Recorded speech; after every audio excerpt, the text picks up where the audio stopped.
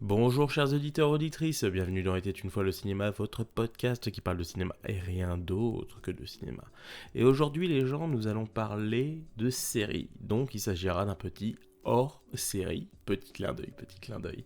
Et oui, car nous allons parler de Cowboy Bebop, cette série qui est produite par Netflix et qui est sortie pas plus tard que ce 19 novembre 2021 sur nos écrans. Et du coup, qu'est-ce qu'on a pensé du coup de cette prise de vue réelle du célèbre série d'animation Cowboy Bebop du grand Watanabe? Et oui, Watanabe, qu'est-ce qu'on t'aime.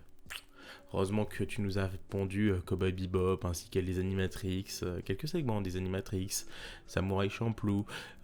Il a aussi fait Space Dandy que moi j'adore. Beaucoup de gens n'ont pas été fans de Space Dandy. Moi j'adore Space Dandy. Et surtout Terror Resonance et ainsi que les derniers segments aussi de Blade Runner, notamment sur le préquel de 2049 qui est Blackout 2022, qui est une véritable petite pépite que je vous conseille vivement le visionnage, les gens. Et du coup, qu'est-ce que j'ai comme rapport avec Cowboy Bebop? Cowboy Bebop, comme beaucoup de gens, je l'ai connu grâce à la case lors des belles années Canal+. Bon, faut dire, c'était quand même une période exceptionnelle. Quand on était un peu plus enfant, les animations japonaises rayonnaient. On avait encore un peu de Dragon Ball dans ma folle jeunesse. C'était mes premières entrées avec. Après, on a évolué à d'autres animés. Il y a eu Pokémon qui est arrivé, d'autres trucs qui sont arrivés. Et il y a notamment, je pense, combien d'enfants ont couru après 16h30 pour arriver devant la télé, pour mettre France 3, pour pas louper l'épisode de Détective Conan. Je pense que nous étions très nombreux à ce moment-là.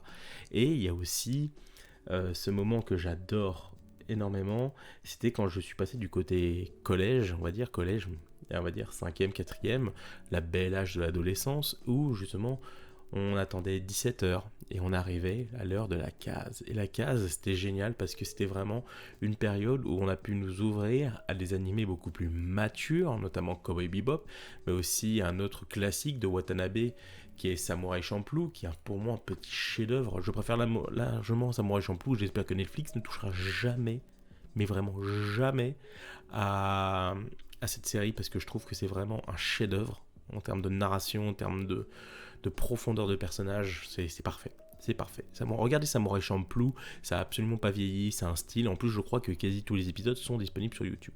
Il y a Gopoxy aussi qui a pas ça, et il y a aussi notamment Full Metal Alchemist, la série de 2004 qui pour moi...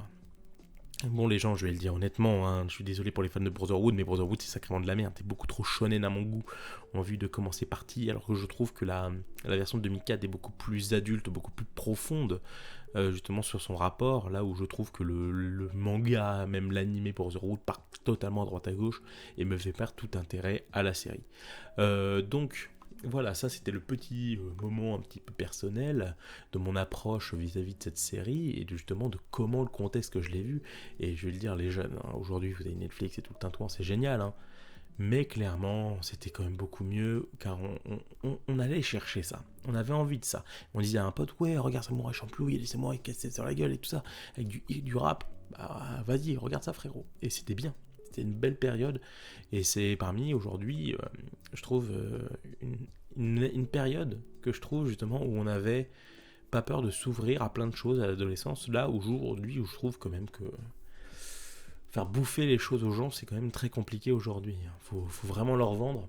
Alors que là, nous, on y allait de nous-mêmes, hein. On zappait, on trouvait ça et on disait, ouais, bon, ok, ça c'est bien, je vais regarder. Et du coup, maintenant que j'ai fait un peu un 36-15 My Life, nous allons parler un peu plus précisément de Cowboy Bebop, la série animée, enfin la série prise de vue réelle, excusez-moi. Du coup, ça parle de quoi Cowboy Bebop? Parce que certains ne sont peut-être pas familiers à l'univers de Cowboy Bebop. Bah, du coup, ça se passe en 2071. Après un accident sur la Lune, la Terre est devenue totalement inhabitable. L'humanité est partie coloniser d'autres planètes et tout ça, mais sauf que malheureusement, bah, il y a une vague de criminalité qui va arriver au fur et à mesure. Et du coup, il y a des chasseurs de primes qu'on appelle les cowboys, justement, qui va pourchasser un peu tous les criminels de la galaxie. Et on va suivre notamment Spike et Jet Black, justement, qui traversent un peu l'univers avec leur vaisseau qui s'appelle le Bebop, donc Cowboy Bebop. Donc les cowboys, voilà, vous avez compris un peu l'idée. Et du coup, qu'est-ce que j'ai pensé de Cowboy Bebop, la série live? La preuve qu'il faut jamais donner à Netflix des séries d'animation japonaises pour en faire des trucs live. Alors déjà que quand c'est au Japon, bon, ça a beau cartonner, hein. Au Japon, tout ce que vous voulez dire et tout ça. Non, mais au Japon, c'est vraiment des trucs japonais, donc ils peuvent l'adapter. Excusez-moi, hein, même les films d'animation, les séries d'animation qui passent en film live au Japon, moi perso, je trouve ça hyper cheapos de base. Et franchement, ça me fait pas bander. Il suffit de regarder par exemple toutes les trucs, généralement j'ai vu pour le pur délire la série Tokyo Ghoul, c'est pas si mal, mais clairement ils en font des caisses et je trouve ça pas très intéressant. Et justement, autant regarder la série d'animation ou lire le manga de base. Mais là, clairement, je pense qu'on est arrivé à un niveau de médiocrité. On va y aller détail par détail. Et clairement, déjà, je vais commencer par la mise en scène. La mise en scène est digne d'un fan film YouTube bas de gamme, ou même de tout ce qui une série sci-fi de tout ce qui est pire des années 2000. Et clairement, ça passe par plein de choses. Déjà, je vais parler du cadrage et la mise en scène pure. C'est-à-dire qu'à un moment, j'ai l'impression que les mecs ne savent pas cadrer leur série. À un moment, il y a tout le temps un plan débulé, il y a tout le temps un plan trop large, trop long, pas assez serré, et justement qui fait que le dynamisme de la série en souffre énormément. Par exemple, c'est quand tu fais un plan, tu dois avoir du sens. Et alors ça va me dire, oui, il faut arrêter, ça doit aller vite. Alors excuse-moi, vous regardez par exemple des séries comme Peaky Blinders ou dernièrement Vinyl, qui est pour moi une des dernières grandes séries des années 2010, et bah tous les plans ont un sens. Et pourtant, ils ont coûté du pognon. Toutes les séries ont coûté du pognon. Et clairement, cette série Cowboy Bebop, pour moi, est ratée déjà. J'ai l'impression qu'ils ont essayé de copier le style de l'animé, mais en fait, sauf que là, l'animé est dynamisme, parce que l'animation y prête, justement, et surtout que Watanabe effectue des cadres, justement, dans l'animation qui économisent le maximum, et pour permettre ne jamais avoir de gras, parce que l'animation, ça te pousse à ne jamais avoir de gras. Là, j'ai l'impression que cette série, à l'inverse de la série d'animation, déborde de gras et qui est totalement inutile en point de vue de sa mise en scène qui est totalement cheapos, même jusqu'au générique qui est cheapos, car j'ai l'impression qu'il n'y a rien qui est fait et qu'il n'y a du sens. Et justement, ces plans débulés, un plan débulé est censé justement te montrer la menace, est censé te montrer une distorsion du monde, du personnage, et bah clairement là ça ne sert à rien, c'est juste pour faire de l'effet de style, comme pourrait le faire, on va dire, un étudiant en première année d'école de cinéma. Sauf que le problème, c'est qu'à un moment, avoir fort du style, ça n'a que de la gueule et rien du tout, ça n'offre rien. Et ça, c'est quelque chose que je dis à beaucoup de jeunes metteurs en scène, c'est justement essayer de faire le plus sobre possible pour après trouver votre style. Et là, clairement, j'ai l'impression qu'il n'y a rien du tout pour essayer de faire genre du style, mais il n'y en a pas. C'est que de la gueule. Et cette série, genre à plusieurs moments, je me disais, elle veut essayer quand même, comme un peu Mister Robot, une photographie, je trouve très prétentieuse, mais dont elle n'a pas le calibre pour pouvoir l'effectuer. Quand c'est un très grand réalisateur qui le fait, on comprend que chaque plan a du sens. Et je pense par exemple à Park Chan-wook, quand il fait Mademoiselle, il y a beaucoup de plans qui sont notamment très étranges en termes de composition, mais justement parce que Park Chan-wook est quelqu'un qui maîtrise énormément son art et du fait que ça passe relativement très bien. Là, dans cette série, là, il n'y a rien qui ne va. Et j'ai l'impression que tous les showrunners sont conscients du fait de ne pas réussir à faire une œuvre qui vienne à tout ça. Et justement, derrière, ça passe aussi par l'univers, mais l'univers, putain, je crois qu'ils avaient tourné en Nouvelle-Zélande, mais j'ai l'impression que même si il y a ce côté un peu vieillot, justement, comme si le temps s'était arrêté dans la série d'animation, là, j'ai l'impression que la série est un cache-misère. Il y a des éléments, des décors, c'est vraiment ignoble. J'ai l'impression la décoration, ils ont mis 3 pots de fleurs, 3 arbres, et après vas-y, 3 caravanes de gitans et c'est bon, on a fait le décor. Et à des moments, moi je trouve ça très perturbant à quel point il y a une fainéantise de la direction artistique de cette série et qui fait que ça ne marche absolument pas. J'ai l'impression que tout est fait pour que ça ne marche pas d'un point de vue mise en scène et justement et aussi de tout l'univers. Et justement l'univers, moi pour ça qu'à un moment je décroche totalement. Je décroche totalement du fait que je ne peux pas rentrer pleinement dans un univers qui ne va pas pleinement dedans. J'ai l'impression qu'il me dit reste à la porte et regarde le match de loin. C'est un peu ça. Et moi, c'est quelque chose qui m'énerve énormément et j'ai l'impression que la série me prend globalement pour un con. Après, il y a tout aussi les défauts, on va dire, intrinsèques à Netflix. Un Netflix qui veut exploser, justement, exposer la diversité dans tout ce qu'elle a de le plus magique.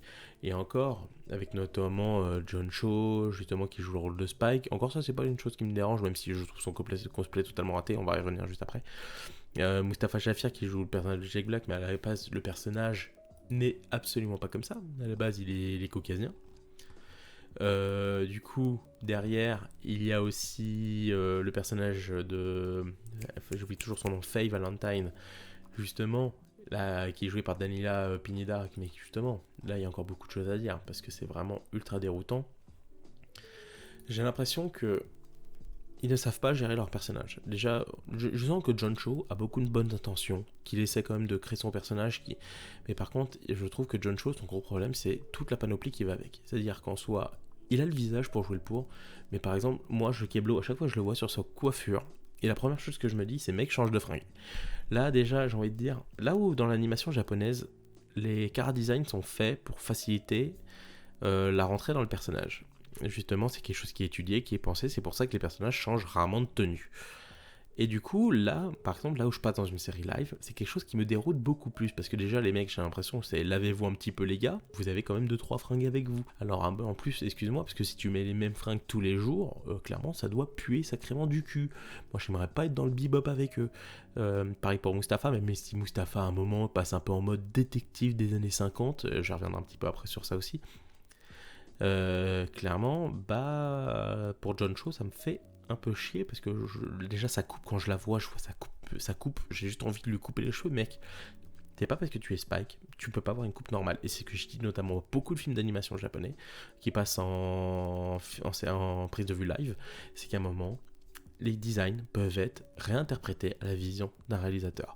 Et justement, le problème, et je pense qu'à un moment, faut quand même leur dire non, mais c'est sacrément ridicule. Moi, je sais pas comment il peut y avoir quelqu'un qui dise pas non, mais les gars, c'est ridicule. Allez, faites-lui une vraie coupe, ou limite, faites-lui les cheveux longs un peu plaqués, mais lui fait pas une espèce de mulet inversé qu'on aurait vu dans un film cyberpunk des années 80, des années 90.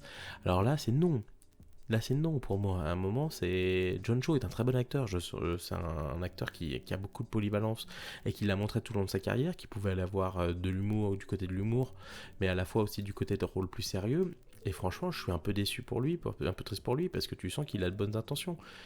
Donc voilà pour John Cho. Il y a aussi Mustapha Shakir qui joue le personnage de Jet Black. Alors là, c'est le problème notamment de Netflix, c'est qu'il faut mettre de la diversité partout. Donc du coup, le problème, moi en soi ça me dérange pas tant, c'est bon, le temps que l'acteur est bon, mais après clairement, les gars, si les personnages sont caucasiens, laissez les caucasiens, c'est comme dans Full Metal Alchemist, ils ont tous des noms allemands, vous mettez que des japonais, donc bonjour la cohérence déjà. Ça c'est des trucs que je comprends pas, vous pouvez aller au bout de la démarche, non vous faites ça. Non mais certains, ouais mais c'est un animé japonais, non forcément, oui, bon, enfin excuse-moi, quand tu te donnes toute une connotation allemande à ton œuvre, clairement, le mieux c'est quand même de faire ça avec des connotations vraiment allemandes et des personnages notamment. En plus, c'est pas comme s'il y avait plein d'acteurs européens qui auraient pu jouer dans le truc. Ça aurait été très intéressant. Moi, j'aurais adoré un Full Metal Alchemist un peu plus réaliste avec des vrais personnages allemands. Pas que je peux pas m'identifier à des personnages japonais, mais moi, le problème c'est que dès que je rentre dans ce genre d'œuvre, je me dis merde, tout est cheapos, autant les tenues, les dégaines que les jeux. Donc voilà. Moustapha, du coup, qu'il soit black en soi, je m'en fous, j'ai envie de dire. Mais clairement, je trouve que c'est rajouter un black pour rajouter un black. J'ai l'impression que c'est du quota pour du quota, et moi c'est un truc que je ne supporte pas. Et bien sûr, là on va parler un petit peu du cas un peu de Fave, justement, avec Daniela Denda, et que moi ce que je comprends pas, c'est que justement dans la série, c'est une scène qui m'a fait un petit peu rire, notamment, où t'as Spike et Jet qui vont dans un bar un peu SM, et tout le temps. Et d'ailleurs, c'est pour moi une des rares scènes un petit peu marrantes, un peu réussites que j'avais trouvé de la série. C'est le seul moment où vraiment j'ai un petit moment où j'aimais bien. Voilà, allez, vas-y, c'est cool. Bon, des mots que tu mets un peu de boulard comme ça me fait un peu marrer. Mais là où les personnages, justement, j'ai envie de dire, c'est un truc qui m'énerve. C'est qu'un personnage de femme fatale, justement, aujourd'hui, faut pas dénigrer à la femme et tout ça, ne peut pas être sexualisée. Mais justement, est-ce qu'une femme qui s'assume dans sa sexualité est pas la plus belle forme d'une femme indépendante? Bah non, quelque part, faut la désexualiser, faut pas qu'elle soit provocatrice, qu'on voit pas quand sa chair. C'est vraiment... le problème, c'est là quand tu passes, on va dire, de l'animation japonaise, avec ce côté un peu très bizarre en rapport avec le sexe, avec une vision beaucoup plus puritanisme américaine. Et ça, je trouve ça vraiment dommage. Car justement, Cowboy Bebop, justement, le personnage de Faye est certes sexualisé, mais justement, elle utilise ses charmes. Là, franchement, j'ai l'impression que c'est n'importe quel, entre guillemets, pain bêche. Voilà, alors en soi, le jeu de Daniela Pineda est pas si mauvais que ça, comparé aux autres. Hein. Clairement, je pense que clairement, c'est une des celles on va dire, qui est dans la limite du supportable. Avec Johan Cho, même si Johan Cho, j'ai un peu des impressions qu'il est plus Xanax. Mais c'est le problème aussi, là, de tout ce qui est au terme de la série, c'est que le problème, c'est que vous pouvez pas jouer comme dans une série d'animation. Parce qu'il y a un acteur de doublage. Oui, on dit un acteur de doublage. Ça en fait des caisses. Et quand tu les entends, tu les vois au studio, tu vois qu'ils en font des caisses. Et clairement, quand un acteur en fait des caisses, c'est très vite insupportable. Et quand tu vois tous les acteurs, les seconds rôles et tout un temps, tout ce qu'il y a autour, bah clairement, on fait ouais, mais c'est l'esprit de l'animé. Alors, en quoi, les gars, si vous voulez prendre ça au sérieux, par contre, faites jouer correctement vos acteurs. Il va expliquer à un acteur qui doit jouer comme dans un animé. Ce n'est des choses absolument pas plausables dans une direction d'acteur. Car l'acteur va en faire des caisses, soit il va être en surjeu, soit il va être en surjeu. Et la majorité du temps, ils sont en surjeu. Et ce qui est quand même quelque chose de très perturbant. Et du coup, moi, c'est quelque chose que je trouve qui marche absolument pas dans cette série, c'est le jeu des acteurs. Déjà que je trouve dans Death Note, ça en faisait des caisses, et je disais, bon, il y a des moments ça passait un peu mieux au niveau du jeu, donc ça allait. Mais carrément, Cowboy Bebop, putain, mais j'avais envie de me flinguer tellement que je trouvais que le jeu est juste insupportable. Mais vraiment, il y a des moments où je me dis, mais les gars, dirigez vos acteurs. Mais même à ce moment-là, tu dis, les showrunners ne servaient à que dalle. Et c'est vraiment quelque chose qui est ultra perturbant, et tu te dis, mais où est le travail d'adaptation dans cette série? Et le problème de toute la série Netflix, justement, c'est que ils ont tellement... Le problème, c'est que justement, il y a un problème beaucoup plus profond de ça. Pourquoi ils vont chercher des films d'animation, enfin des séries, des animés japonais, enfin je devrais dire des animés tout court. Parce que tout simplement, le problème c'est que l'industrie notamment du comics aux États-Unis est en train de doucement se péter la gueule, parce que le manga est en train de conquérir les États-Unis. Ça arrivait un peu, il faut dire que les animés ça arrivait très tard aux États-Unis. Dragon Ball par exemple, Dragon Ball pour les gens ça arrivait en 2000, là où nous en France ça arrivait bien avant, hein. Déjà début 90, fin 80 c'était déjà chez nous Dragon Ball. J'en souviens plus quand de la date précise, mais clairement ça. Là, on avait une décennie d'avance sur le Japon, sur les États-Unis.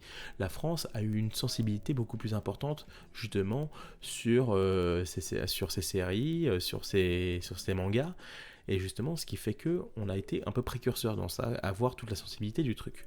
Mais clairement, les États-Unis, du coup, ont eu ça avec beaucoup de retard. Et du coup, par exemple, aux États-Unis, il y a quelque chose qui est très intéressant de voir, c'est que l'industrie du comics est en train de doucement se péter la gueule, même si Marvel cartonne au box-office. Clairement, les ventes de comics sont chute libre, ils sont en train de se péter la gueule. C'est pour ça qu'ils rebootent à peu près tout le temps leurs séries pour pouvoir, parce que les premiers volumes se vendent très bien, ou plutôt bien, et après derrière, ça se casse la gueule.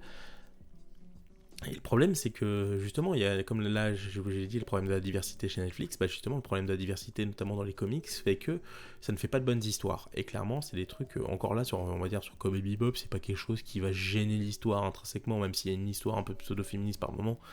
Mais bon, c'est pas méchant, on va dire. Mais clairement, c'est pour ça que l'industrie du comics est en train de se péter la gueule, et notamment que beaucoup d'Américains se tournent de plus en plus vers le manga, et que justement, parce que peut-être ils retrouvent des bonnes histoires, peut-être ils trouvent des choses qui leur parlent, là où le problème, c'est que là où le comics américain, à part l'exception du comics indé, notamment les grandes séries, notamment Marvel et DC, sont plus aussi productifs qu'avant, et que forcément, ils sont obligés de toucher un nouvel lectorat, qui croit très large, notamment je pense à, par exemple, dernièrement on a eu la news du fils de Clark Kent gay ou bisexuel. En soi on s'en fout, on fait ce que tu veux, mais moi je suis quelqu'un qui croit profondément à l'ordre privé de ça. Et que par exemple, en soi, ça aurait pu faire un petit arc, vite fait, mais ça doit pas être le centre du milieu. Parce que c'est pas quelque chose qui... Parce que certes, si l'histoire est bien amenée, en soi, tu fais bon, c'est une histoire d'amour comme une autre. Mais le problème, quand c'est ton principal point de vente, c'est que souvent, quand c'est ton principal point de vente, c'est que derrière, c'est pas très intéressant. Voilà.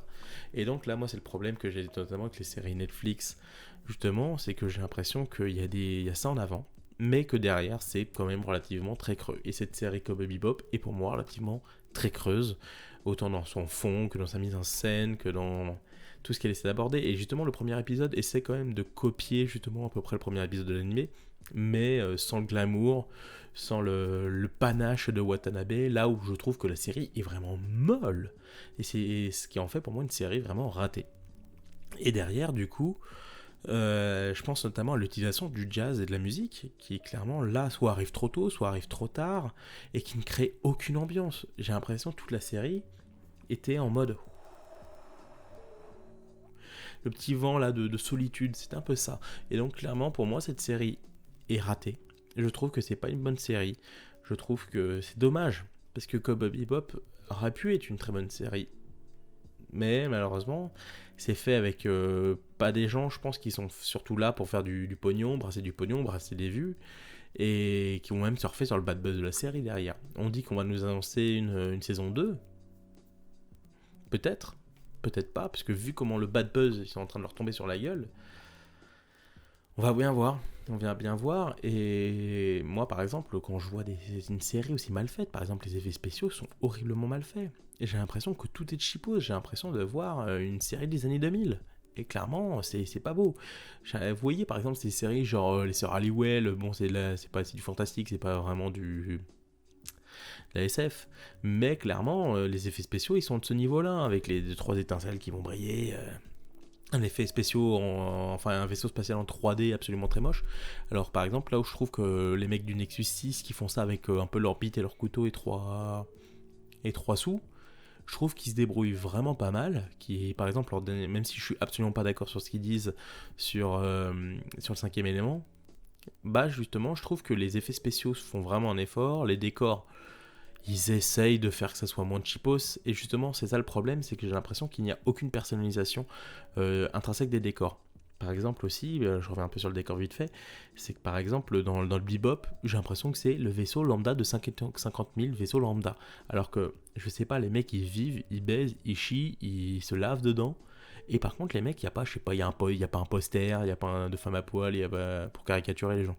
Il n'y a pas un truc qui va rajouter une personnalisation vraiment intrinsèque à eux. Et même si on laissait leur donner du background via quand même Spikey, quand même, via son passé, tout le tintouin, le personnage de Jet avec sa fille, Daniela, Faye, voilà, j'ai inversé l'actrice et le personnage. Le personnage de Faye, justement, qui, elle, voilà, te sort mille trucs et tout ça. C'est juste pas possible. On peut pas travailler un background comme ça, et je trouve ça vraiment dommage. Donc du coup, on arrive à pas loin des plus des 20 minutes de vidéo. J'espère que ce podcast vous aura plu. Pensez à mettre un like si vous avez aimé, un dislike si vous avez détesté. Mettez un commentaire si vous avez envie d'en discuter dans le calme et la bonne humeur. C'était un avis strictement personnel, donc si vous n'êtes pas d'accord, on parle avec respect. Les gens, ne m'insultez pas, avec juste de l'amour. Et bien sûr, surtout, à vous abonner à la chaîne, mettre la cloche si vous voulez. On se retrouve très prochainement pour un nouveau podcast. Et cette fois sur un film, les gens. À la prochaine. Ciao.